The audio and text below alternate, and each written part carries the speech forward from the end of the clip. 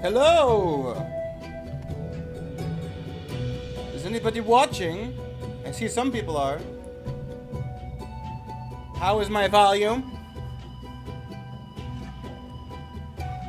I'm playing some background music right now from WoW while we wait for the live stream to begin.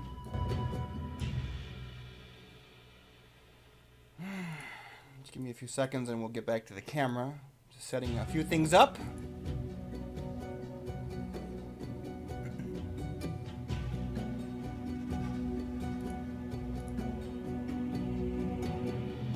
Alright. How is my sound? How is my voice? Am I too loud? Am I too soft? Is the music too loud? I'm going to need to know these things for when the stream starts. Sound is good. Alright, awesome. Cool. So I'm just going to turn all this stuff off, so I'm not flooding my screen with things. And I'm going to switch over to this. Hi, everybody! We are live streaming through the power of the internet. I have no idea what to expect for this upcoming story and lore developer live stream. I don't know if we're getting like a bunch of information. I don't know if we're getting some kind of Q&A. They said that we're not getting an actual Q&A, but Taryn Gregory's there, so I don't know if we're getting like a cinematic or something. I have no idea, but the stream is starting in about 9 minutes, so I wanted to get up going a little bit earlier just so, you know, everything was ready to go. What's up, everyone? Hi, Gruski and Jano. Thank you very much. How are you doing? I'm doing well. I'm curious to see what this mess is going to be. John Carter, what's up? How are all of you today on this Thursday? I'm ready for the weekend. One more day. So, if you're curious what we're looking at, we got, here we go. We got 8 minutes, so I'm going to switch back to myself because there's not much else going on. I just have some Battle for Azeroth music playing in the background so that we don't have a bunch of dead air. So, what are you guys looking forward to in the chat? What do you want to see them talk about? I mean, I think a cinematic might be a pipe dream. But Taryn Gregory's there, so who knows, really? I mean, Taryn Gregory's not... Hey, NWO Matt, what's up? Taryn Gregory's not actually responsible for creating the lore, but, oh! This track, so good. But, you know, he is responsible for crafting all the cinematics, you guys might or might not know. I've met him a few times. I've gone to Blizzard twice. And then I went to BlizzCon once, and I went to Blizzard twice, and I met him both times. He's a chill dude. He really likes what he does. He sees the cinematics really not even as a game thing, but kind of as a, almost like a movie-making process, which is how he described it when I first was talking with him. So, I'm really curious what they're going to end up talking about. So we are about 7 minutes out. I don't really know what I want them to talk about. I want some Ajara stuff. Yeah, Jenna says he wants to know more about Ajara, or if we're getting the new Tomb of Sargeras, like story about Ajara. Oh, that would be really cool. An audio drama about Ajara. But I almost feel like we kind of needed that for the Tomb of Sargeras. I don't know if necessarily we need one for Ajara, because we kind of know what she's doing. At this point. I don't know why this is repeating. Let's go to the next track. I'm not sure if we need one for Ajara, because we kind of know what her deal is. There's not like a big mysterious, what is she doing? Like, she's been out of the picture for 10,000 years, but I don't know if we necessarily need to know exactly what she's been doing this entire time. I wouldn't be mad if we got one, but I think overabundance of story stuff is definitely a thing that can happen. We can definitely be told too much. So I would really like just like a regular cinematic, or even one of the like the Harbingers or the Warbringers like cinematics, if they wanted. Again, Taryn Gregory's here. I don't know why, because he doesn't actually craft the lore, so cinematic maybe.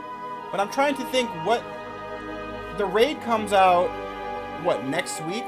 Or a week and a half from now? When is it? The night?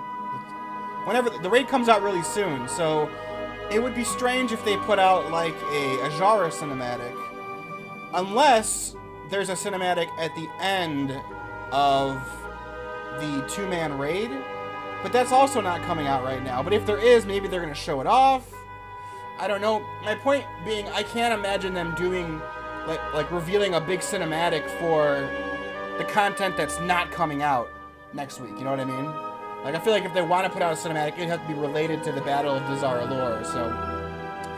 Alright, those are my thoughts. Let me look at the chat, see what's going on. I'd like a reason why Sylvanas is still alive and we haven't killed her. You and me both. The art team is what brings the love and life to WoW. Yes, exactly. I love another audio drama. I wouldn't be opposed to it. I like a second Scourge run with the return of Xal'atath. Look, yo, before I really got into the story, like started liking the story, Xal'atath was my favorite character, and he's still very close. He's still very close to my heart, but he's been gone for quite a long time. But I really enjoy Xal'atath for what he was, and "Your curiosity will be the death of you" was one of my favorite quotes of the entire franchise, and he's just. He has the perfect voice, and everything about it is so cool. Why are we playing this track again? Let's play something else.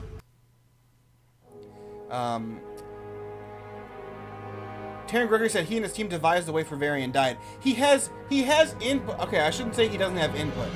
He has input on how a thing happens, but he doesn't decide that the thing does happen.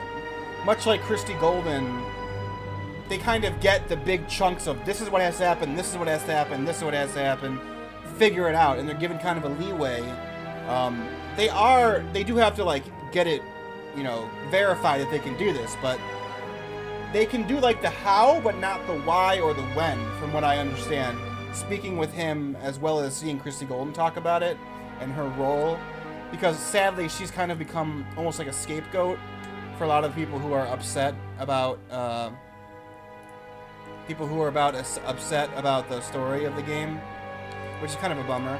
Xal'atath's still alive. His phylactery, I can't remember off the top of my head. Let's take a look real quick. I think he is still chilling around, because the last time we saw, he didn't have his phylactery when we killed him the second time. However, I believe Blizzard said it's possible that his soul, I believe Chronicle or something said his soul might be lost in the Shadowlands. So, I mean, if a Shadowlands expansion is coming up, which I think a lot of people, and myself included, I think it is, I wouldn't be surprised if we see him there. And we could also have a lot of other things in that expansion if they do Shadowlands. I really love this idea of the old gods never being able to truly die, rather than it being about I hated that the Legion was kind of given that idea with the infinite legions. I really personally like the idea that the old gods are just stuck out of time because of how weird they were and how involved with the Void Lords they are. So even if we could kill their body, their spirit would just go over to the Shadowlands, kind of like a warped version of like the Emerald Dream, and how when you know, ancients die, their spirit goes to the Emerald Dream.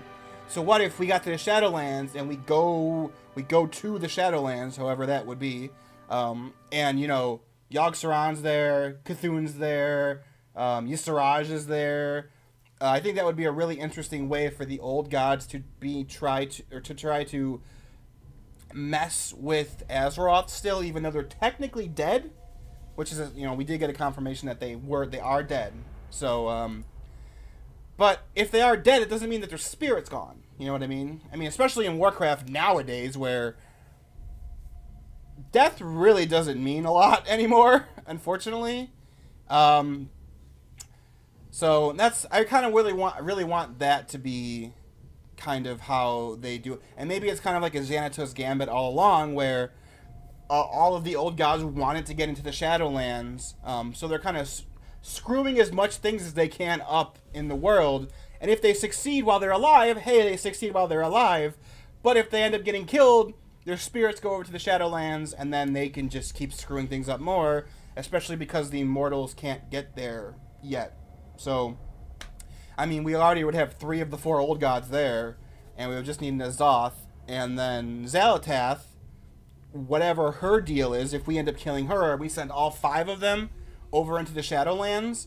I like the idea of the whole the torches to light our way kind of thing, actually meaning if we get all of the old gods to the Shadowlands, then they really can just fuck up the world. I kind of like, that's kind of an idea I'd like to. Anyway, the stream is starting right now, so let's go over there. And we're going to switch over real quick. Do I like Ajara or Jaina more? Ajara for sure.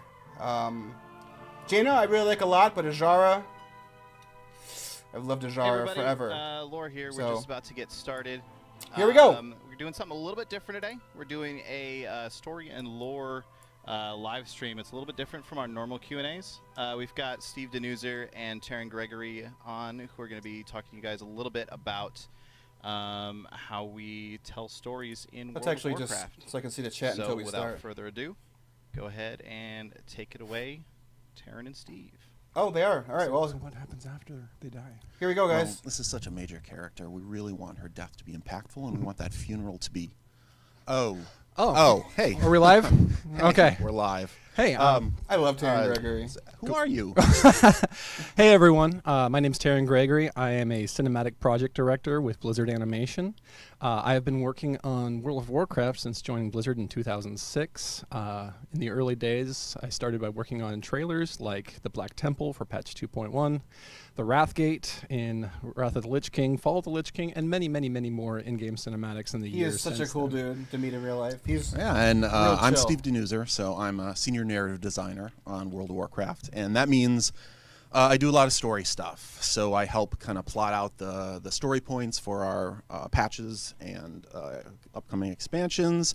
I work with our quest designers to take their quest text and dialogue and polish that up. I go into the sound booth and help record that to bring those characters to life. Look, we're not talking about the self-insert write stuff. the odd it's not true. thing here and there, occasionally a short story or the optics comic, is kind of stuff stupid, like that. But it's a lot of different things. No, writing many things. So today, with our first story and lore dev stream, we're going to start by talking a little bit about what we do, how we do it, how the teams work together, and dive in a little bit into that first. Hopefully this is the first of more lore streams that we get to do in the future and dive a little bit more into this content. I hope so. So when we work together, you know, cinematics, game design, quest design, there's some impressions of how that goes down, right? But let's talk about how it actually works. Yeah, it's, you know, everything at Blizzard is about iteration, and this is no different. Our story is something that we have a lot of people who are super invested in and care about, and it's something that we kind of lovingly shepherd through this long process of talking about. So the story that happens in game is actually planned out months and months and sometimes years in advance. Yep. And so it's what we're always trying to do is figure out the story that we want to tell, how we think that will be cool, and then once we start getting into the nitty-gritty of it is when we decide, hey, what's the best format for telling these different parts of the story? And we kind of have all these tools in our storytelling toolbox. So we have obviously in-game things like quests. That's why it's stupid when people are like, they just made this at the last minute, like the and then there's a lot of being stuff, gay stuff. That is also stuff in-game, has been planned months and years in advance. Like they already are working on 9.0. What makes for a great They're already cinematic planning out experience in 10.0. in your opinion? So it's. We've talked about this in the past, but for me, Blizzard itself has had a cinematic vocabulary as long as they've been making games, all the way back to StarCraft, Warcraft, and whatnot. Cinematics have always functioned as a kind of big cymbal crash at the end of an experience. Those who played StarCraft 1 and Warcraft 1, it always felt like when a cinematic fired, it meant that something really important was about to go down, right? Like this is going to be meaningful, and that's kind of where we started pushing WoW too since the Wrathgate. Like I think with that first cinematic, there's a lot of people with fond memories because it wasn't expected, right? They were playing through Wrath of the Lich King, and out of nowhere, the screen went black for 1 second, and boom. It was a shaking reminder of like, whoa, there actually is this like really profound story payoff with Arthas coming out of that. And ever since then, we've And then we did wanted Battle to for make sure that the Undercity, and that cinematic was moments as they fire in game super usually cool. feel like, oh, this is really important. Whereas sometimes other narrative structures, they start using cinematic type content very frequently. We always want to make sure that it's relegated to kind of the highest equity, most important moments that occur.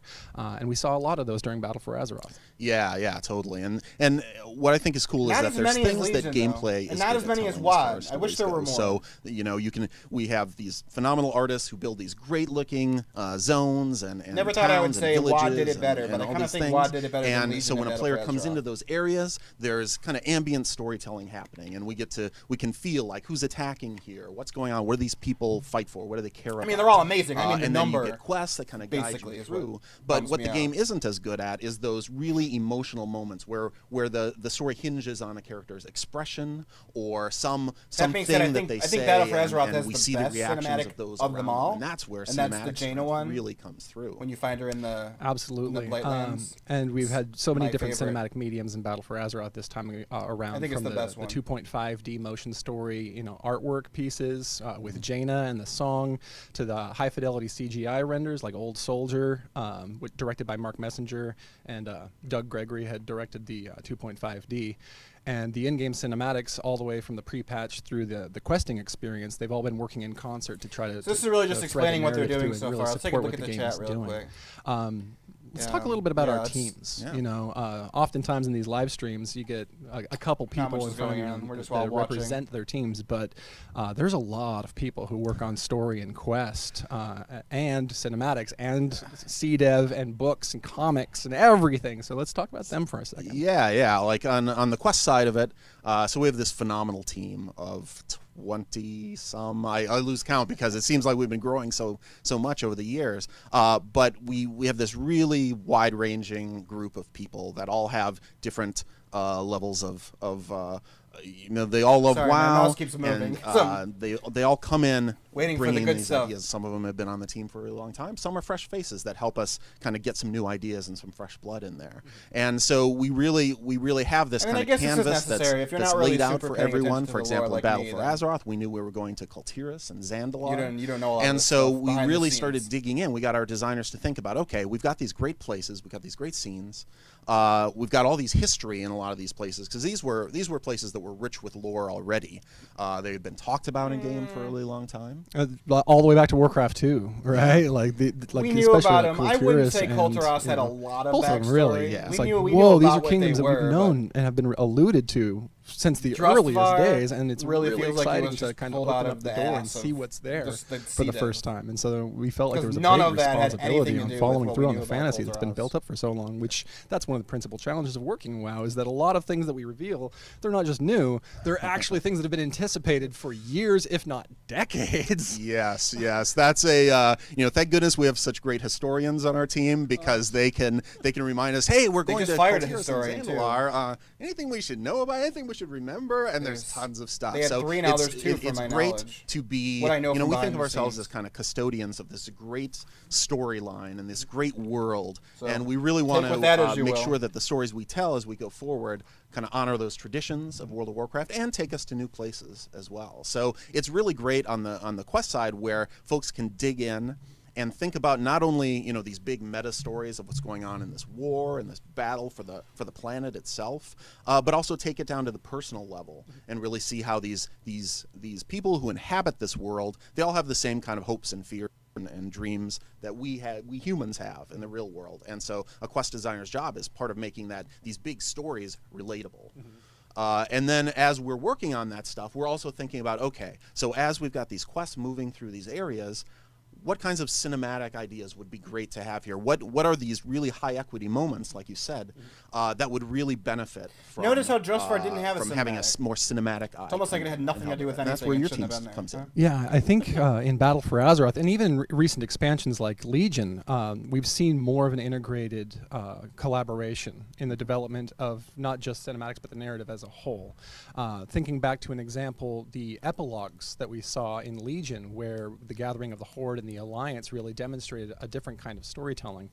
This coincided with seeing started faction bringing leaders speak together. That's with that's interesting, rather than just explosions and animation. And instead of just being at the end of the chain where it's like, oh, the stories have been developed, we need you guys to make a movie, it was more of like, guys, we have some needs, we have some goals, let's get together, let's hash these out and find out a good way to do this. And that's kind of where the epilogue Final Fantasy 14 does this really well. Not to bring that up again, but to create a bridge. There's a lot of cinematics where characters are just discussing what's going on. Dark Titans. There's no explosions. Spoilers. There's no. If you guys aren't up to that point, I'm really sorry. And it's very interesting. You're engaged in the story, and WoW needs more of that.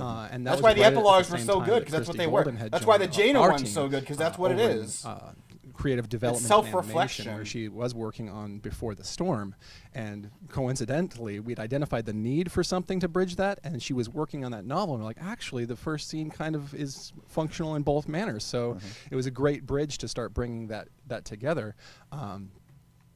But let's just talk about some of the characters that we started developing in Battle for Azeroth. There were old characters and there were new characters. Yeah, so we had some ideas going in of certain stories we wanted to tell and certain characters that we wanted to kind of rise to the forefront. And obviously, if you're going to Kultiris, there's a character that's been in the franchise. There's a very famous Kultiran. A very famous Kultiran. Can't think of who it is right now. Yeah, but we've got to bring her to the forefront. It was a great opportunity to bring Jaina Proudmoore back into the picture in a big way and make her a fundamental part of this expansion. And you know, Jaina's story has kind of bobbed and weaved over the years. She's been through a lot, so many tragedies, so many things that took her from being this kind of real diplomat of the Alliance into being someone who was a bit more vengeful and a bit more like, no, I can't. Although it's weird that Jaina's there at the beginning and then so missing all of 8.0 until the very very end. I don't know. For that gave us a really interesting opportunity to kind of take those pieces of Jaina,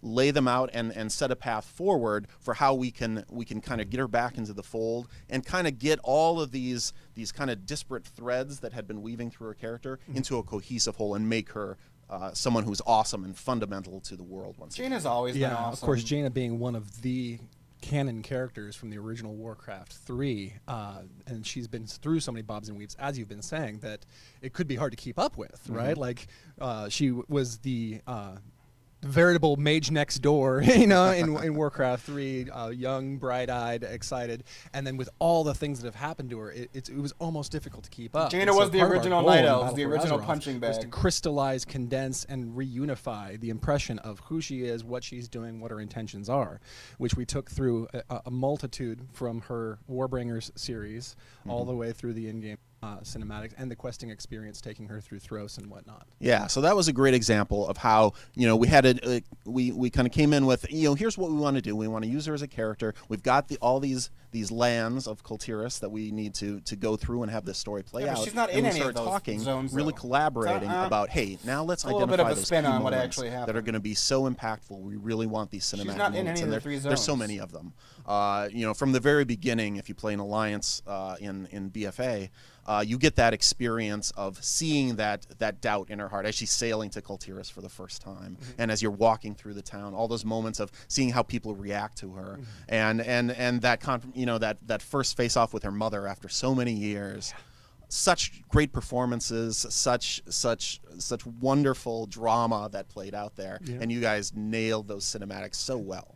And funny enough, you and I get to work with the voice actors a lot. Like, you're usually representing the quest team and recording with our talent, and I get to work with the talent on the cinematic side. We had such an incredible cast of characters this time around. Laura Bailey. Working with them was awesome. Yeah. I hope you got to check out the voice actor stage from this last BlizzCon, where we had many of the BFA actors on board. People like Indira Varma, who plays Catherine. We had Laura Bailey, who plays Jaina Proudmoore, and she sang the song live on stage. That was Alex so cool. Who played Bwonsamdi. Bwonsamdi. And Scroll Sage Nola. Strange. She got Marianne. People loved her. It was so awesome to see that reaction to her. She was such a warm soul and just awesome. It was really great. All these people were awesome. We had Rokon there. We had Anduin there, Sylvanas there, all these great people. It's so good. Yeah. And then a little bit on the Horde side, you know, back to that epilogue. we were able to kind of start to create some pointers on who are going to be the rogues cast the gallery for Battle for Azeroth. And we saw Bane, we saw Saurfang, we saw Nathanos, and we saw Sylvanas. He calls the Horde the Rogues Gallery, the Horde of the villains. We see those characters. Rogues Gallery is a villain. Weave back around, a villain all name. the way back to the Lordaeron confrontation when Bane and Sylvanas were talking. Freudian slip. With the Horde side, developing those characters. Well, that's been a lot of fun as well, and obviously people have strong feelings about the state of the Horde right now and what's going on. We have, it is such a history, you know. It's the Horde is again a foundational pillar of Warcraft and Azeroth, and so and they get all the good we story. wanted to tell a very Who said that? you know, the Horde's been through a lot, obviously, before. Things with the rise and fall of Garrosh Hellscream. And even farther back, I sometimes think that, like, Warcraft 3's main story began with at its lowest point, right? Like, they had literally just been decimated when you know, that started coming together again. But that's Strife, right? Confirmed. The Horde's the main setting character of for World of Warcraft. Storytelling. That is. And that kind of conflict Prove me allowed wrong. us to really show some diverse personalities Alliance is and just there perspectives for the on ride. Horde. And that's one of the things that really inspired the Old Soldier cinematic, Yes. for example, is to show that, you know, the old Horde of Saurfang, who has that sense of honor and duty in his heart, versus you know, Sylvanas, a fairly new war chief, coming in and wanting conquest and control over Azerites and over territory. Sylvanas, like the that, leader and how of the those 12-year-old two 14 philosophies, fanboys. are at odds sometimes, and that's a story that obviously we've began to touch on, but it will be ongoing throughout the expansion. But it gives a lot of interesting quest hooks and story hooks and things like that. And Saurfang as a vehicle for that is so fascinating, because when you really delve into the past of Saurfang, he has seen everything, right? He fought with the Orcish Horde back on Draenor in the sieges when they were under the thrall of the bloodlust of the demons. Said thrall. Yeah, I didn't want to use it. Under the thrall. Sorry. Not Thrall himself, but Yes. under the direction of the Burning Legion. The siege of Shattrath all the way back in the day. He would have been there as one of the Orcish Saurfang Hordes. is so he's cool. seen atrocity after why fuck atrocity, everybody fought who's war like after Sylvanas war, over but Saurfang. predating the first war. Yeah. And so Saurfang all is of that history coming with him awesome. when he's standing on that wall, and that scene, of course, directed by Mark Messenger and written by Matt Burns. It was just so resonantly Oh, Matt powerful. Burns wrote this. think I didn't it know came at that. Such a strong time sense. to really hit in the I heart love of the his short players that were stories. feeling like war is heck. War is heck. But that and the Old Soldier cinematic is another good example. So we have a couple kinds of characters. We have people like Jaina, like Saurfang, who are deeply established in the lore of World of Warcraft, and who have a lot of history behind them that we need to acknowledge and pay off. But we also have some fresh faces, new characters. Zakan, Zappy Boy, came about. Zappy Boy. really rose to prominence. I love they call him favorite. Zappy Boy. Yeah, a fan favorite. People really gravitated to him, and so it's interesting. Let's talk about a little bit about And how Princess we Talanji. come up with some of these new She's super characters, cool. and how the different processes we have as creatives actually help develop them in ways that maybe we didn't anticipate at first. Of course, and in case you missed the live stream at or it was the DirecTV. It's not DirecTV this time. What is the live stream at BlizzCon? It's the virtual ticket. Yes, virtual ticket. Apologies. The virtual ticket at BlizzCon for the cinematics panel. We did talk a little bit about how Zakan, Zappy Boy, a lot of people had the question was us putting him in Old Soldier a reaction to the fan reaction? No, it was. We were really, really excited that the fans were just. It wasn't, as into because it him was as we done were, but months we were and already months in ago. flight and using Watch him about to because say it. It was very intuitive. It was like he needs this lieutenant character to go with him on this journey, and lo and behold, there was this troll right next to him in the original Battle for Azeroth cinematic, and so that was in flight. And so while we're inside working on, of course, secret material, we saw the forums lighting up with excitement about this character. We're like, oh, this is just going to work out beautifully. Yeah, see, they didn't It like does. make And Zappy Boy in sometimes it's a response. happy coincidence like He was that. already being created. People need to stop saying you know, that. that's one of the realities of how we work, especially with those pre-rendered cinematics, is they take so long. We have to work so far in advance to get them that even if, you know, if a character blows up kind of in fan reaction to that, we don't really have time to shift everything and say, oh, throw that one out. Let's make a new model for this other character. So it worked out in that case. But what we do have a little more flexibility in game. And so when the time came to make some of the quests that are in Tides of Vengeance, our most recent update, that you may have played, I won't go into spoiler territory, but we continue Spent out the for a month. You can spoil it. And Zakan There's shows only up like in 3 that. hours So, of story. So. his appearance there was in part informed by, hey, we've got a character that people can really relate to, and he brings a different perspective on the Horde. This is a perfect opportunity to use him. So we can be kind of agile in some areas, especially within the game. Yeah, and the contrast, of course, between Saurfang, literally the oldest, who has seen everything, and then this young, fresh face, who's new to the Horde, represents this youthful element, and like the two worlds at odds with each other. It's also interesting because the youthful argument was used in other Mop characters, as to why the youthful orcs would follow Garage. So and now this time we have a youthful troll. Who pops right up. So it's interesting because his name had been around. He'd been referred to in game. I think he had a couple lines all the way back in 4.1 when the trolls. Yeah, right? Bonsomni was in the taking of Echo Isles. But pretty, for the most part, a pretty blank slate. Yes. And so we kind of came up with a concept for him. We thought about some kind of archetypal imagery for him and how he would act and things like that. But this is a case where once we got into the booth with an actor, that actor so inhabited a character that it just started informing how we write him, where we want him to show up, and we're just like, oh, more of this. Alex Desert is just such a phenomenal dude. I got to sit next to him. We did a little autograph thing he is after so cool. the voice actor panel. He is so cool. And I sat there by him, and he does that Bonsomni kind of.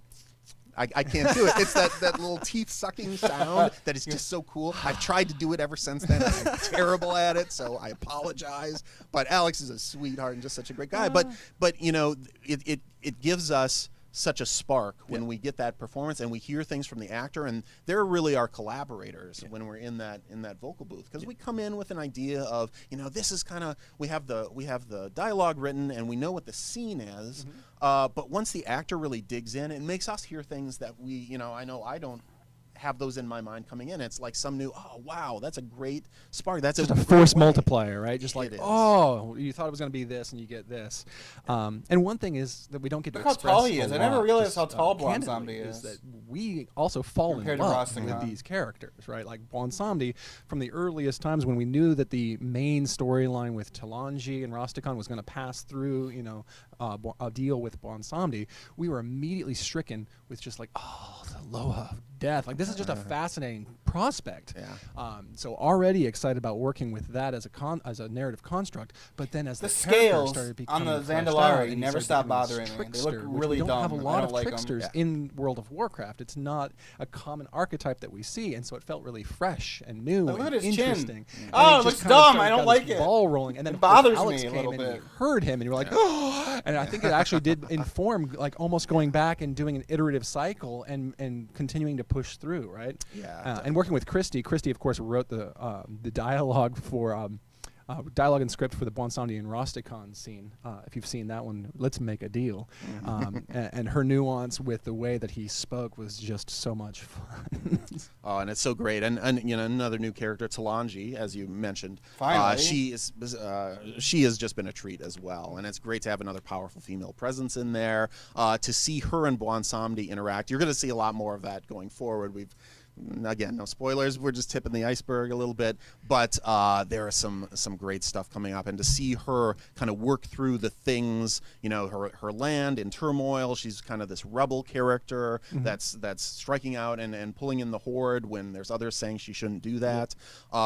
Seeing her growth and rise as a character is super cool, and more awesome stuff coming. Yeah, she's definitely a really good example of it, like a brand new character that we just hadn't been exposed to previously, and it can be challenging narratively to be like, okay, we got to get people up to speed and bought in with this character like right from the beginning of the game. So when we were looking at that experience of liberating her from Stormwind and that journey back home, and then just elevating, like, I remember the initial pitch sessions of, like, I came in and was like, okay. And then she summons a giant water, wind, dinosaur force. And everyone was looking like, that sounds cool, but how are you going to do that? And I'm like, I don't know, but it's going to be awesome. And luckily, everyone thought it was going to be awesome, and so we went and made a water wind dinosaur Loa, and it definitely gave something cinematic to, is... Oh, she's powerful, she's mighty, and she's capable of defending she's so her people. cool. Right? I want to see what her and magic is like now with Loa Wansambi, and their though. relationship. We haven't seen her do that yet. Was helpful to elucidate through that scene, which was kind of a preview, a little tiny preview for it. By the way, these people's relationship with her Loa is really important in Zandalar as a whole. Just a little yeah, hint. that cinematic did so much to set the stage for what was to come. It set up so many relationships, and that's one of the strengths of cinematics, is that they can, in a very short time, kind of set up a number of things that will kind of hook into the player's mind, and then we pay those off through questing. So we go from that cinematic into showing that relationship between Talanji and her father, how that's, you know, the contention there, showing some of the things with the Zanchuli Council and how they're kind of conspiring and have their own. It just, the cinematics set the stage for a lot of stuff that then quests get to kind of finish off some of those stories, or tell the action-y bits of those stories. For sure. So I actually didn't get to work with Flynn personally, because he wasn't in any of the high-end cutscenes this time around. Oh, Flynn. Maybe we'll look at that in the future. But how was bringing Flynn together? Flynn was awesome. We knew our great designers who worked on Kultiris knew that we needed this kind of this roguish, pluckish rogue, He's adventurous just type. Kind of shady past, but a good heart. But you know, if he's got opportunities to do things, so it was just such a rich character. And then to kind of pair him up in some of the scenes with someone like Talia, another Talia Foredragon, another new character. She being of this pure noble, want to do the right thing. Him being the rakish ne'er-do-well. But they're friends and they care about each other, and they got to show that. So having those quests where you're out with them, Cyrus doing all these bits Flynn, of daring do and trying to save Kultiris, that's just a great way to build up equity in those characters over time. So you get those little jokes, the little asides, all that kind of stuff. The escort quest with Flynn, man. I'll never get over fun. that. Flynn, It's not you know, fun. Likes a It's drink never of, fun. I'm sure it's tea or something. That escort a strong quest is brew. terrible. It's not fun or but funny. again, actors' performances, Sorry. just bringing those characters to life. I hated it. Just so fun once you dig in and see all these pieces come together. That's one of the big thrills of doing quest design. Just wandering around once you fighting get nameless all the mobs pieces for together. We 5 have a minutes. great music team. Fun. We just made those Kultiris and Zandalar just so rich and come to life. So good. When it all comes together, it blows our minds too as we're playing through it and testing it. It's so awesome. All right, so we're 30 minutes in. So one thing that was pretty new wondering narratively in Battle for Azeroth is What is the point of this? it felt very like big sequential storytelling, right? Like this is definitely migrating in a direction that we're trying something new. On the cinematic side, this was very evident from Jaina. You know, actually having what felt like chapter points, where we saw her nightmare as she was sailing, and then her confrontation with her mother, and then of course the realm of Thros, which man, storyboarding that was crazy because we were bringing all of these characters together. Her father, Arthas. Spoiler alert if you haven't seen it yet. Yeah. And just they showed him, being so able to tell these spoilers. story in chapter points was really exciting because it meant we got to spend more narratively invested in each moment instead of just having to like dump it all at once, right? Yeah, we've definitely seen an evolution know if I agree with in that, WoW if storytelling. that's I good or think not. since the beginning. Seems Obviously, like kind of like a thinly veiled the defense tools of we like time work with, gating, again, that storytelling to be toolbox honest. of things has gotten so much richer and deeper over the years.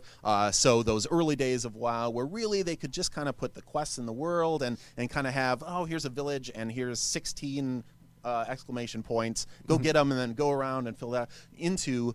Now we have a much more kind of unfolding story that we try to tell, and we've done things in the quest journal to kind of show that, hey, you're on this chapter of the story. Here's what's happening. Here's what's to come. That kind of stuff, and that's something we want to keep evolving going Again, forward, I don't know if that's objectively to make a that good an thing. even richer experience, and I think.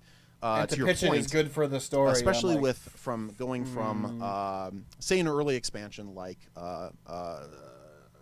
Wrath of the Lich King. It felt very, you know, it was cool and it had this story through it, but it was very self-contained, and it was like, here's the expansion, it began, it ended, now we're on to the next thing. No. More of our recent expansions, we think about how does this one lead into the next one? Think about Legion. They're all disjointed stories that have nothing to do with each other in each zone. They're all unrelated.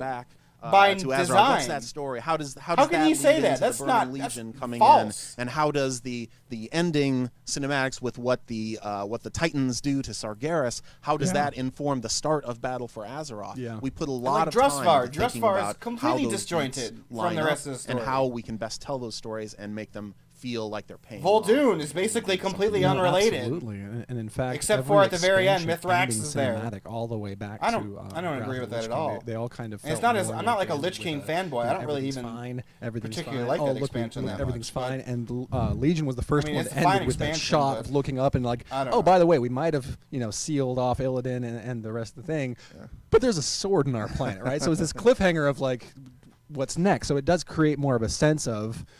Every given conflict is just giving rise to the next, crisis, and that's kind of new. And I think it's taken some, an adjustment to feel out how it's going to play out right, as we play through it. Yeah, definitely. And so we think about that.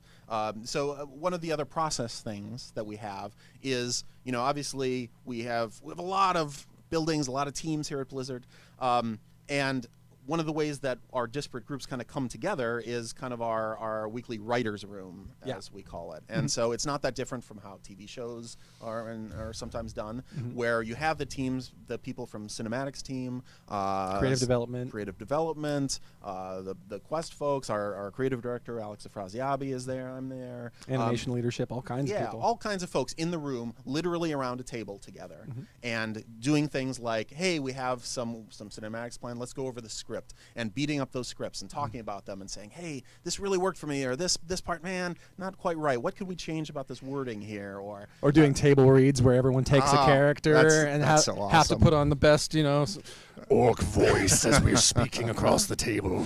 That's so much fun. And Christy gets to read Sylvana, sometimes Jaina sometimes, and she totally gets into it, and she's delivering those.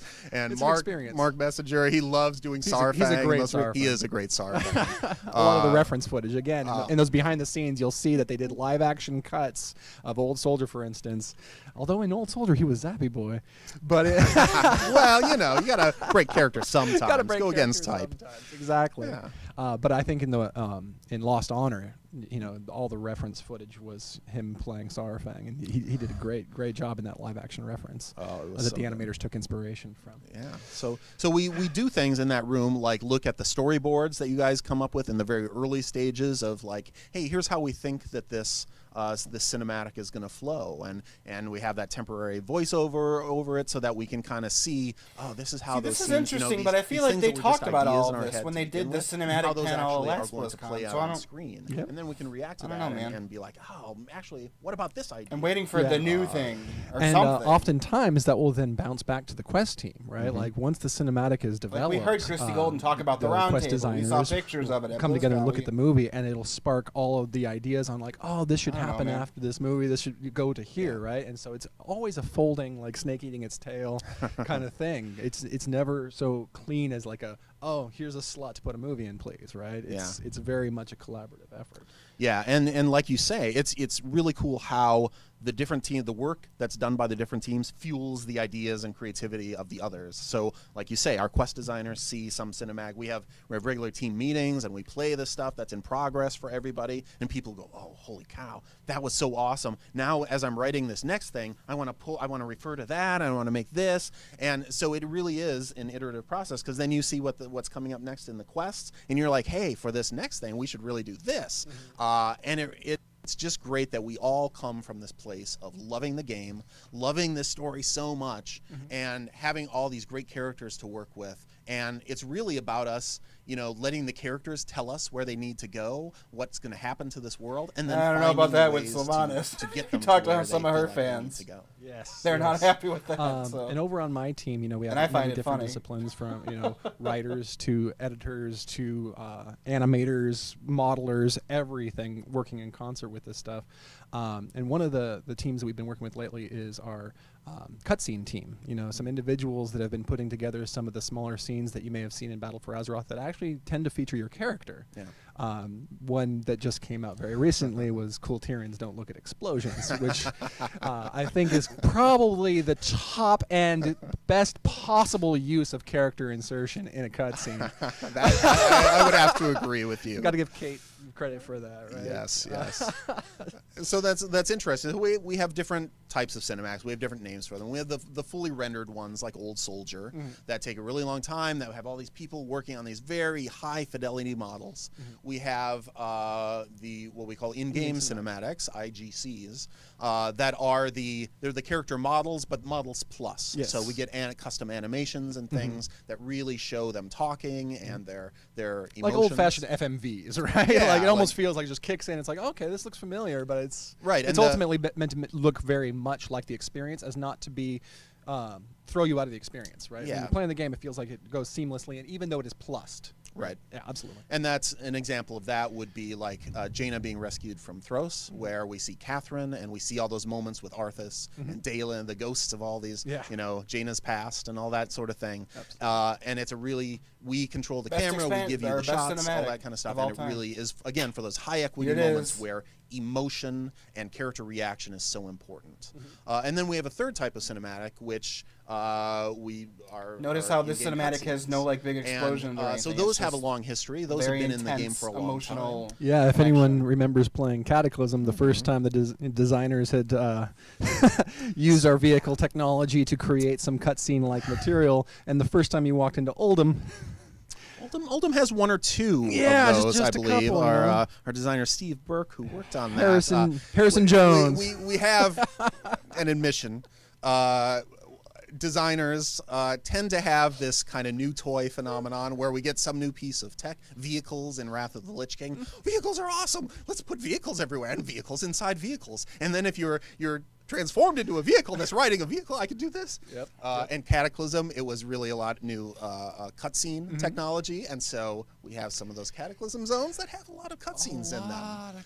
But over time, we become more seasoned with these tools, and we learn that sometimes. Oh, there's too much story. What a look problem. Look at what we did, and sometimes maybe you look at the cutscenes in Oldham and go, that might have been too many. It might be a hair. The problem with over Oldham wasn't the that. cutscenes; it was that the whole zone was a big joke. All of this is learning, But trying then to get better. when we find what it should Which be, it is starts really to clashing with the stratify and story of become the very, zone if very you really pay consistent. attention to And it. I think that's where we've arrived in the last couple. Legion started feeling really good, and also Battle for Azeroth started feeling really good. And using them in the appropriate places. Right? Yeah, and so some of those cutscenes are made by our designers because we've got to, they might want a quick camera sweep or something to show something that's an important element of the scene or something like that. But one of the great collaborative opportunity came up where you had your cinematics folks with the ability to work on some of our stuff in game, and that's another avenue of collaboration where we have these meetings where hey, here's the ideas that we have for these cinematics. What ones would really benefit from the trained eyes of the cinematics folks to really make them awesome? And we kind of go through and say, hey, you guys want to work on these? We'll work on these. It's a great process. Yes. So kind of more recently, at BlizzCon, we revealed the Terror of Darkshore cinematic, which was really exciting. Revisiting the Night Elves, in all these years, I had never gotten to put Malfurion in a cinematic, right? And so there was a lot of build up, a lot of expectation. I feel that the audience was definitely, after the events of Teldrassil, feeling like the Night Elves needed to bear their fangs again. And that was principally the goal going into that cinematic, right? Is that we wanted to go back to make the Night Elves feel better. Those classic Warcraft 3 Night Elves, remind them of their ferocity. I mean, the cinematic was great, but I don't know if Night Elf fans still feel like of them. They're super in a good place. Fun to to bring through its paces. Yeah, that was a great moment that really set the stage again for kind of setting up that new warfront. For the warfront that canonically goes nowhere. And it really got gameplay to once again ruining not good only stories. you know, some gravel on Malfurion there, but as you play through stuff, a new side for Tyrande as well. Yep. And to really, you know, it's when you consider all that the Night Elves went through as characters, seeing their home not just taken from them, but burned to cinders. It was tough, and so we wanted to show how they were reacting to that. So we brought in, if you play through the Darkshore Warfront and the quest leading up to that, you see this this Murderer's Row of great Night Elf characters coming back and seeing their different perspectives on how they're reacting to things. And then two of them flip factions for no reason. Tyrande and Maiev, after all these years, and all the stuff in their background, to see them kind of completely unrealistically. But it was a great opportunity to, like you say, put some teeth back on the Night Elves, show their reaction to things, and we thought, well, you know, that's a great moment. We have this transformation of Tyrande.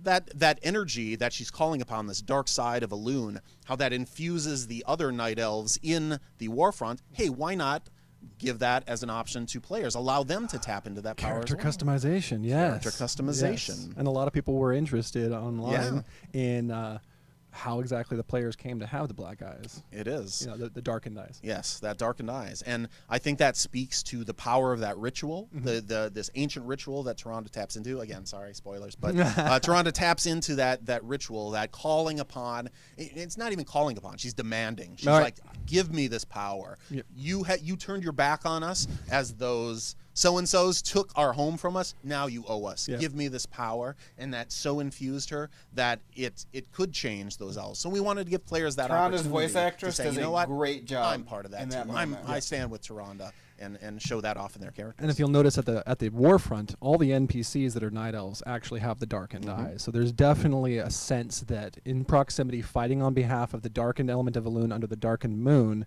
that's what happens. And whether or not the player has customized themselves, that of course is player choice. But I think in the story sense that any Night Elf that is fighting on behalf of Elune in that confrontation, their eyes would be darkening. Yeah. We did a similar thing in smaller scale for the Blood Elves, where we introduced golden eyes for them a few patches back. And that was more about thinking, you know, they've had the Sunwell for a long time. It was purified by the light. We've shown purified by Velen. By Velen. And so it would make sense for them to be able to tap into that power as well. Sure. So we changed some of our NPCs by Velen. Like Adrin to use that customization, and we gave it to players to say, you know what, if you want to play that your character has been purified by this light infused Sunwell, good on you. That's your choice. You can which is excellent. Which gives us, you know, a segue into the concept of player choice.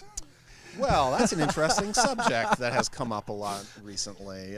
In this most recent Tides of Vengeance update, most of all. Yeah. So that was interesting. So again, as we kind of said before, the stuff that the Horde is going through at this time is pretty intense, and there are different perspectives on what the Horde is, what they stand for, what they should be doing, you know, and when you look back at the things with Garrosh, the result of that didn't really, you know, it cleaned up some stuff, but it didn't really fundamentally make the Horde look at themselves and really question, you know, what do we stand for? Where are we going? And so with Battle for Azeroth, that was an opportunity to say, all right, let's look at these things. Let's look at that old Horde that's in Sarfang. Let's look at that new Horde that's in Zakan and so many others, and see what this war chief and neither of them are in Sylvanas. Let's let players think about that and process their own reactions to that. Absolutely. And finding a way to make sure that people feel like they still get to express themselves, right? That maybe they don't want to feel like the story's been being completely determined outside of their own. Of course, it's going to be. We all know it's going to end. It's, you know, it's one of those things where if we people that pick the other way are not going to be happy about it. To show this world and how people react to it, I mean, I think that you would see a lot of different perspectives of what the person on the street is saying about what they think about Sylvanas. You know, you have to think of, we as players are going through this stuff and we're seeing all all these big events and what's going on. The average person who's hanging out in Orgrimmar or Thunder Bluff, they hear news secondhand and things like that, and so their worldview kind of gets they might have a completely different perspective on stuff. Just as today's news, we get different perspectives on that. That can be very challenging. Like just trying to remind even ourselves, we are players of this game. We have been playing this game for 14 plus years, and it's easy to fall into the perspective of everyone is that of a player who has seen everything, who has seen Dark God Titans, who have seen battles fought between the Dark Elemental Lords, all these huge things.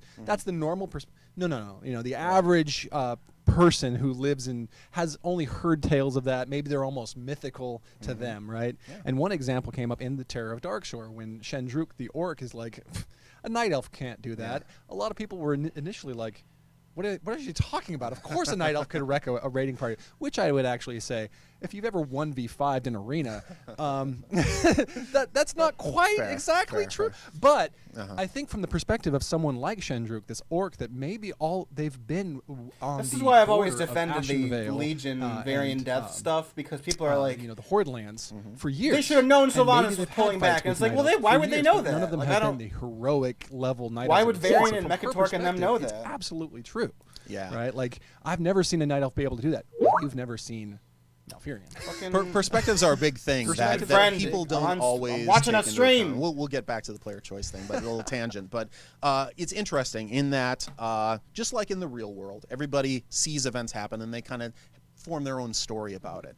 And I think what happens sometimes, it's easy to look at the things that characters say within the world. You click on an NPC and it says something about this that happened or this that happened. You find a book. Think about it that somebody had to write that book in the world and things like that, and they might not have had all the information. So you've got this world of people who might say, oh yeah, Terralion, well, he's 8 feet tall and he has red hair and he has all this stuff, and they're just completely wrong. It doesn't become some canon just because a character within the world says it. Yeah, they have an impression. And so I think that sometimes people get fixated on that idea of like, well, it's in this book, it says this, and so and so. Well, that doesn't mean that everyone in the world knows that. I agree with the point they're making here, but I kind of also feel like they're excusing there can be a difference between a character making a mistake and a writer making a mistake. That's true. Right? And sometimes it's hard to distinguish between the two of them. It is. But to be fair, but player choice. Player choice, specifically in recent quest lines pertaining to Zappy Boy. Yes. So again, we had those different perspectives on the Horde that we knew that players felt as well, and so this wasn't a matter of us saying, you know what, we're going to fundamentally change the way that questing in WoW works, and everything's going to be these different paths and things like that. We decided that in this very specific case, we thought this was a good opportunity to enrich the story. There are some other choices coming up that are kind of goofy, like with N'Zoth. You know what? I really do kind of side with the War Chief. I think that she's right, and I think that she's doing things for the right reasons, and that she's helping the cause that my character believes in. And then we also wanted those people who say, you know what? I think that Saurfang has the right path forward. We got to get those Horde values back to what they were before. That's the path I want to follow. So what we did was we looked at, okay, we have this moment in the quest lines that come about in Tides of Vengeance that we can really give like a crystallized moment for that choice to happen. I still haven't done this on the live And then we started talking about, okay, so once that choice happens, how are we going to pay off those I should probably do it eventually. Because they must be meaningful. They must be meaningful. The last thing we want is a choice that doesn't actually have any ramifications down the line. Exactly. So while you get that initial reaction based on your choice, when you go back to Sylvanas and she's either like, really, Saurfang punched you in the eye and that's about it, really? Like, she may be on to the fact that there's something more going on there. Or whether she treats you as a loyal subject who is on her side. We Until have you cross thought her, then about she where kills those paths you. go, and we have some stuff in store that will make those feel honorable like, leader to follow. you know what, I saw this through, and that choice mattered to me, and gave me a little something for my character as a result. But much like cinematic implementation, the core importance is to use it when it's most effective and when So it's you either get a appropriate. toy or you get Right. more of You the want to- mindless grind. It's a tool in our toolkit. resource We keep from talking about Sylvanas if storytelling you help toolkit. her. Choice is a toolkit. We I'd don't rather want have to the give toy impression inside that with it's like, oh, this is Sarfang. what the game's going to be. It's like Personal. when it absolutely demands it. This is something we'd like to be able to use if it facilitates a richer, more invested story. That's exactly right. So it's not something we're going to just sprinkle about willy-nilly throughout the game. This was a very specific scenario where we thought, you know what? This is an awesome moment. Let's really show some different perspectives on that. And it doesn't preclude us from doing it again when it's appropriate. When it's appropriate. When it's appropriate. Yeah, absolutely. It's happening in 8.1.5, so get ready. So, just as an aside, at BlizzCon, if you want to see some more on Terror of Darkshore and on Old Soldier, both Mark Messenger and I did an intensive walkthrough on both of those movies, kind of a behind-the-scenes director's commentary with Final Boss TV. You can check them out on YouTube and watch. Each one is over an hour, I think, where we really, really get down into the nitty-gritty on both of those. Wow, No, it calling wasn't on Final Boss Old Soldier. TV. It was Good for Lost them. Honor. It was the Okay. two. It was the two that we released at BlizzCon. Gotcha. So if you want to see a behind-the-scenes director's commentary on that, please go check it out. They did a great job guiding that conversation. It gets really in depth on those two things. Yeah, it's always awesome to me to see how people like Mark and just the whole team over there on franchise development really thinks about things and really thinks about the details of it, and like every moment matters. It's That such, wasn't dramatic. Again, I'm we just have these tired. great Also, this characters is kind of boring. that people Like, have what? loved for years, and we want to do. I don't right know by the point them. of this, and we to be want honest. to It's pay off those interesting, but moments, they've already and, talked about most of man, these things. those moments with Sarfang in how he's shown up so far, man, it would be great to have even more of those moments that bring characters to And there life. is so much story on its way. Yeah. Right? Just in less than 2 weeks, we have the Battle for Dazara lore dropping on live servers. I'm really excited because there are some moments in that people have not seen yet, featuring some. What are you doing there? Featuring some characters. Oh, that's what it is. that, you know, Necator's symbol. I'm I just was wondering looking what forward that was. to it, and of course, moving on through the rest of the year. I wonder if they're going to have It like a was a lot cinematic after of fun. The Necator Battle dies. for Dazara lore is going to be cool. I had the treat. Sometimes I get to write lines for the raids and things like that, and so I got to write a lot of the RP scenes in between some of those fights. So I hope you like them. They're kind of fun. A few of them are a little over the top, but there's also some great moments in there. Again, no spoilers, but some pretty kind of heavy emotional moments and some things that will have repercussions on both the Alliance and Horde going forward, and how this conflict Like keeps playing Rastakhan out. dying, which isn't a spoiler because All they those literally characters put we've it been out on building that up all video. through Battle Or for on their Azeroth, little guide. all kind They of, just like, flat out say he colliding dies, in a so. moment and seeing some of the characters we haven't seen as much. Yeah, and, So. and we've got these characters that we've talked about. I seem to remember a Warbringer about someone who's under the sea, a mermaid or something. I can't remember exactly what it was. Sells tuna cans, maybe. I don't know. Something, I don't know. That person may show up. I don't know. The old CODs? the old codgers, as some refer to them. Yes, we got to see experience Gahoon in the raid in Uldir, and man, there's What a it just dumb seems plot like point that went those nowhere. old gods just kind of are always lingering and always kind of rising up when you least expect them. Shadowy hiding. Shadows hiding in the shadows. So there's lots of cool story stuff coming forward, and again. We understand that the war between the Horde and the Alliance, we want that to culminate in something that's deep and meaningful as well. So we've got all these cool story threads that are coming, and we want them to really pay off and lead into the next thing to come.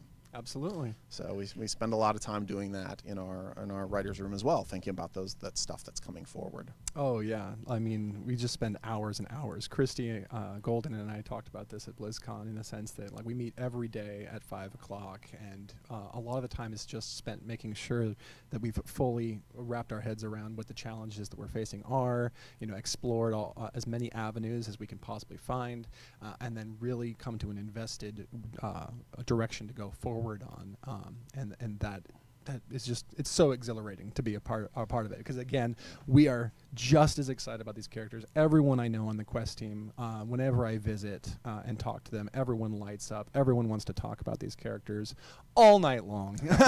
We do. We have long discussions.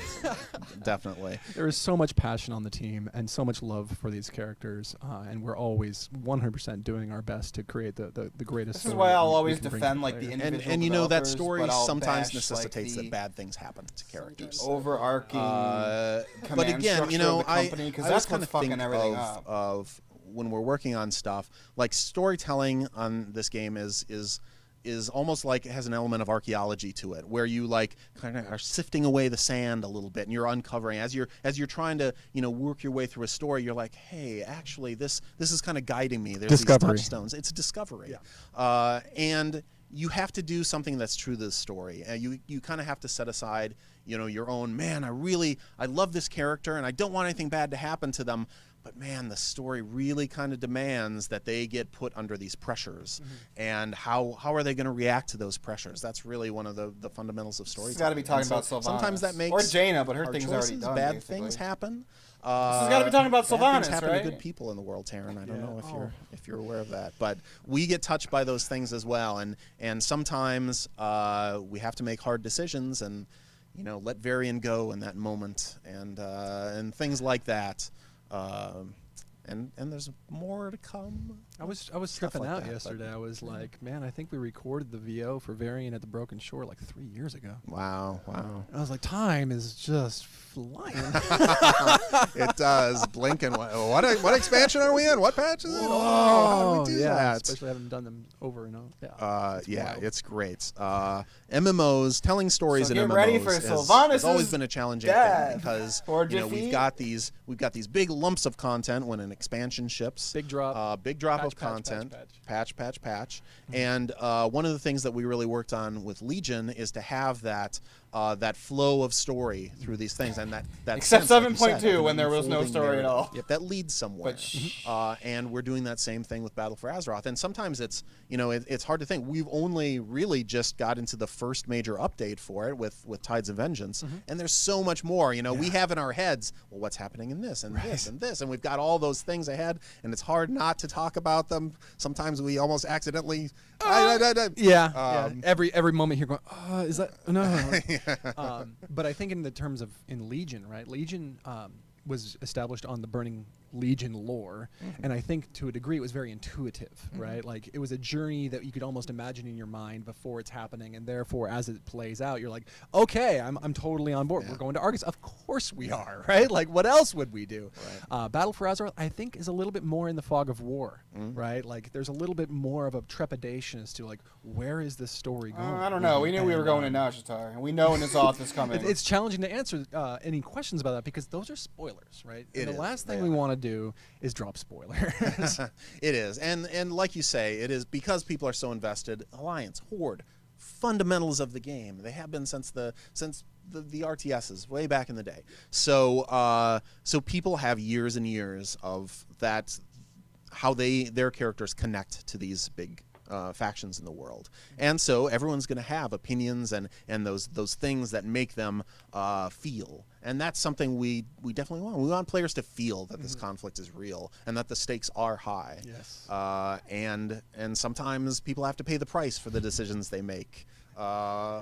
Drama is contrast. You cannot have victory without defeat. This has got to be fucking about Sylvanas. Who else? What other character could they be vaguely referring to right just want to now? ride that wave and make him players Gallywix? feel for these characters. Well, who That's cares why about having Gallywix? Christy join the team was such a win for us, because Absolutely. she has Handuin's so not really many doing novels anything, so under it can't her be belt him. of Warcraft, so many characters that she has either created or brought to life that are in the game.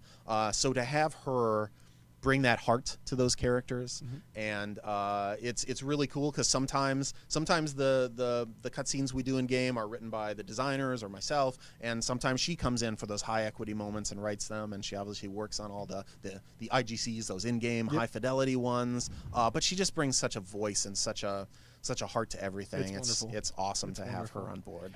And this is why so shitting I on think Christy we Golden have to wrap is it up here momentarily. terrible. You But should just not do another it, shout 'cause out it's to just our being an teams. asshole. Yes. You know, all the writers that we work with, the artists, the animators, quest designers, narrative designers. Yeah. There are so many people. She's one that you part of a can't big see team, because so they're not here on Stop camera. fucking blaming her for everything. But it is She's being a such an dickhead. intensely collaborative art form. Everything you see, just about made by Blizzard, has had many hands touch it, many impressions, many people who love this story working together to bring this to you.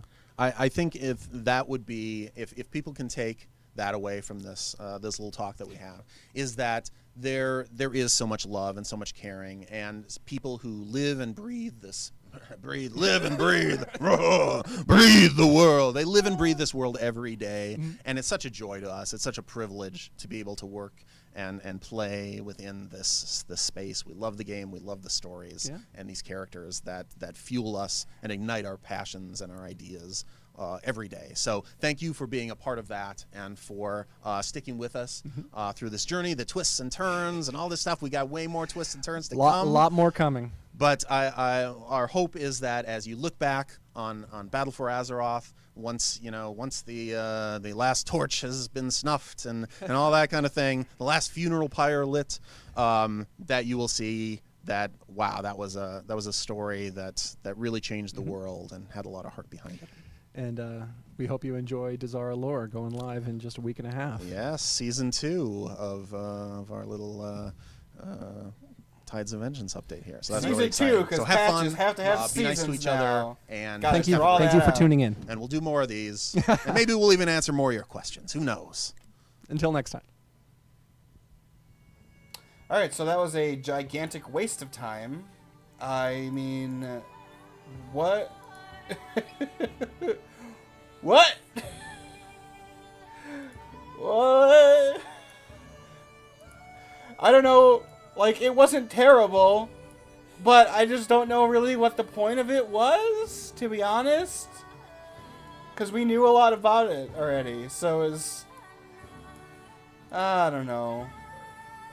It's just a big PR event. That's all that this was. And I don't... But I don't know... I don't... I don't know!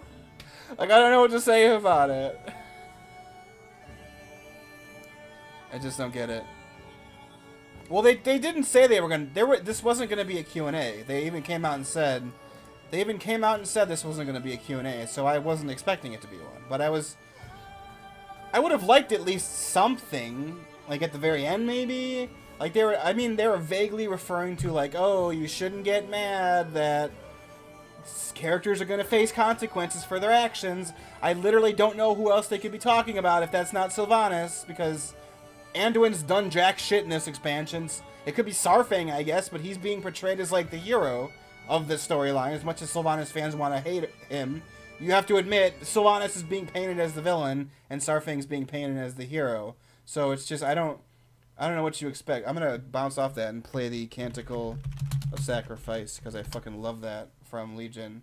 So let's listen to that while we talk. Yeah, I don't know what... It was strange. And it would have been okay. I'm not okay with it. Like, I'm not mad about it, but it's just kind of more like 90% of it or so was already covered at BlizzCon when they did, like, the cinematic panels and the writing panels, and Christy Golden talked about almost all of the same stuff. And I just don't know... I don't know. I'm a little confused as to the point of this. Because it was less... This wasn't a lore stream. It was a... The writers of the game talk about writing the game stream. Like, it's not like, oh, we're talking about the lore. It's like, I don't know. Like, were you really? So I'm not 100% sure. I don't know. The chat seems to not have been a big fan. I wasn't upset about it. I wasn't, like, angry about it. But I get the frustration. Because it almost seems like there are major story problems that most people are having over one thing or another, and it really wasn't like that kind of needs to get addressed. And I know they don't want to talk about it, but when you have big chunks of players, and I'm including myself in like only one little area. Like, I'm not mad about the story as a whole. I'm mad about specific plot points. But when you have people upset about like big major plot points, maybe, you know, kind of address it a little bit somehow, rather than just say we all love the game, we all love the game, we all love the game, we all love the game, we all love the game, we all love the game. You know? I don't know, man. So. Those are my thoughts. I don't know. I was gonna do like a little bit of a Q&A thing at the end, but there was nothing to talk about the stream, so I don't know. So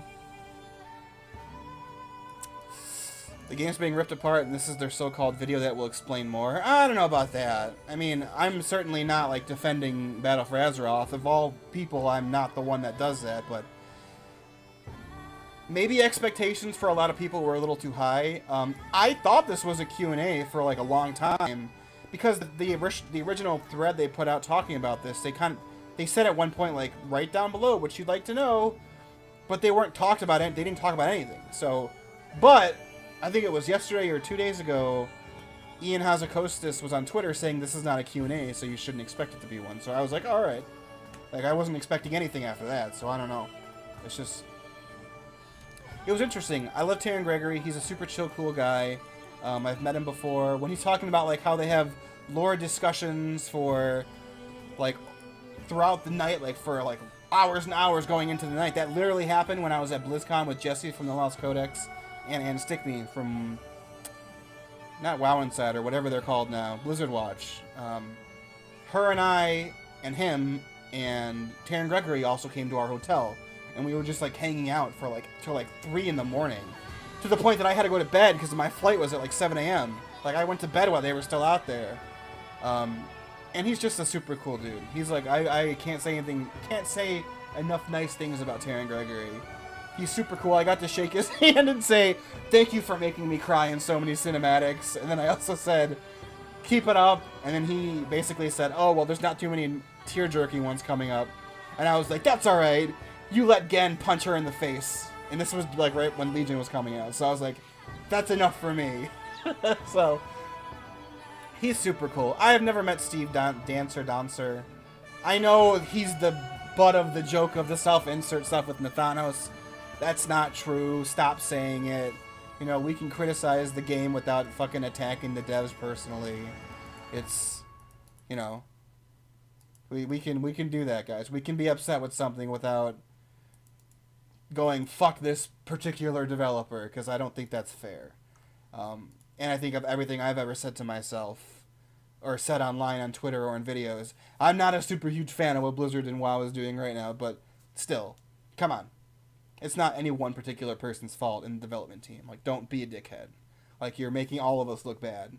And when you make all of us look bad, they are less likely to listen to the fans and listen to the community. So I don't know. Anyway, we're gonna begin wrapping this up. But before we do, we have to play one more thing. Let me just. Here we go. Shh. Okay, now here we go. But yeah, I could tell most of you guys weren't a huge fan of it, which is fine. I was kind of like, whatever. But I don't know. So there we go. Thanks for watching, everyone. What was it for? I don't know. I still don't know, but thanks for watching this little live stream. And we are gonna end with awesome Warbringers. So this is what we're gonna do.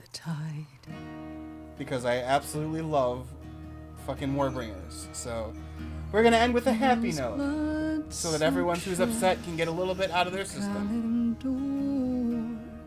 Where sailors fought and died, the admiral fell at Paramore because sorry, someone walked in while I was she left his side. Why this, so daughter of the sea? Why this, did she forget her seaside days? Always the pride of our nation's eyes. How could she go astray?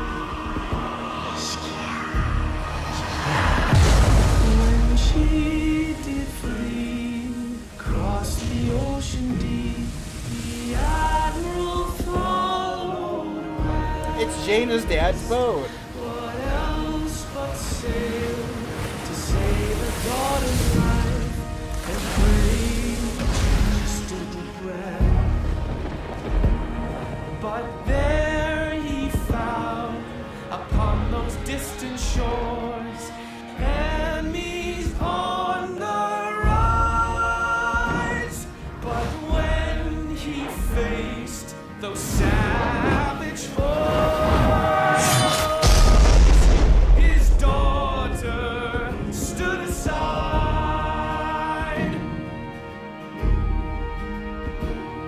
and buried deep. Oh, the imagery in this still gives me chills. Betrayed by family,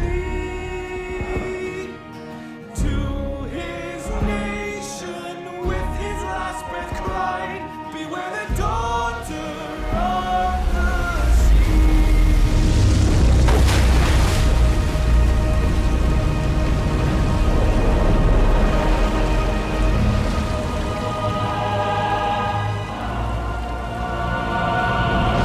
I love Jaina Proudmoore. I think Lorthamar has officially fallen off my top 5 list, and Jaina is taking his place. Because Lorthamar hasn't stood up to Sylvanas, so I think I'm gonna have to amend that video at some point.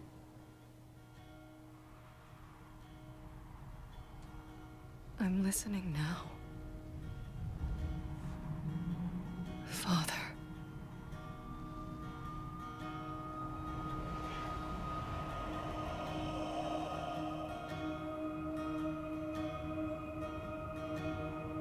I heard, across a moonlit sea, the old voice warning me. Beware, beware, the daughter of the sea. Beware, beware of me. Alright. That's it. Thanks for watching, everybody. And hope you have a good day. And a good weekend. See you.